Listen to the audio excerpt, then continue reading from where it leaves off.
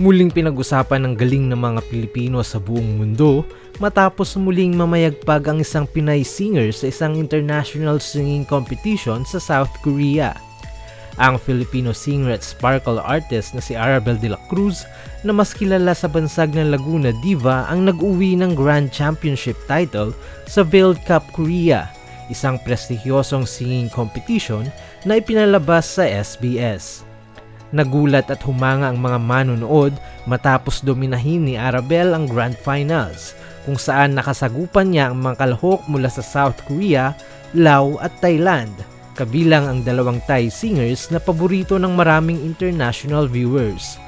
Sa kabila ng pagiging dayuhan sa Korea, si Arabel ang nanaig sa boto ng judges at viewers, dahilan upang siya ang opisyal na itanghal na Grand Champion ng kompetisyon.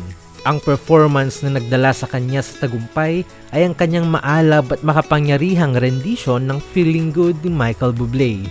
Ayon sa mga hurado, namukod tangi si Arabel hindi lamang sa lakas ng boses kundi sa emosyon, kontrol at kakaibang karisma na ramdam kahit hindi kita ang kanyang muka, isang mahalagang bahagi ng Veiled Cup. Ang Veiled Cup Korea ay hindi pangkaraniwang singing contest.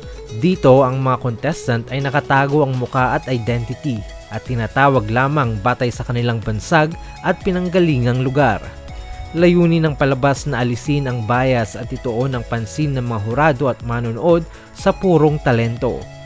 Sa season na ito, may tig-3 contestants mula sa 9 na bansa ang lumahok, kabilang ang China, Indonesia, Japan, Mongolia, Thailand, Laos at Pilipinas. Si Arabel ang nag-iisang Pinoy na umabot sa finals, dahilan upang mas lalo siyang hangaan ng mga international viewers. Kasama rin sa kompetisyon ang iba pang Filipino singers na sina Gareth Bolden na tinawag na Zambales Beast at Thea Ashley ang Manila Storyteller. Bagamat hindi sila umabot sa huling yugto, pinuri pa rin ang kanilang performances at itinuring na patunay sa lalim ng talento ng mga Pilipino sa pagkanta. Hindi rin lingid sa kalaman ng marami na matagal nang lumalaban si Arabel sa mundo ng singing competitions.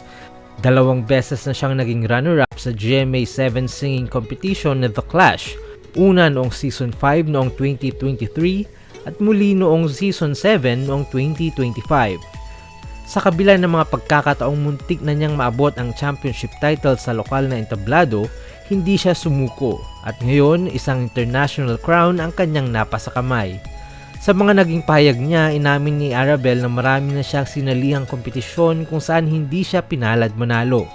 Ngunit ayon sa kanya, bawat pagkatalo ay nagsilbing paghahanda para sa mas malaking laban. Ang kanyang panalo sa South Korea ay tinuturing ngayon bilang pinakamalaking tagumpay sa kanyang karera at isang patunay ng tiyaga at paniniwala sa sariling kakayahan ay may katapat na gantimpala.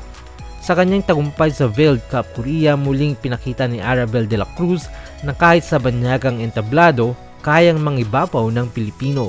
Isang panalo hindi lamang para sa kanya, kundi para sa buong bansa.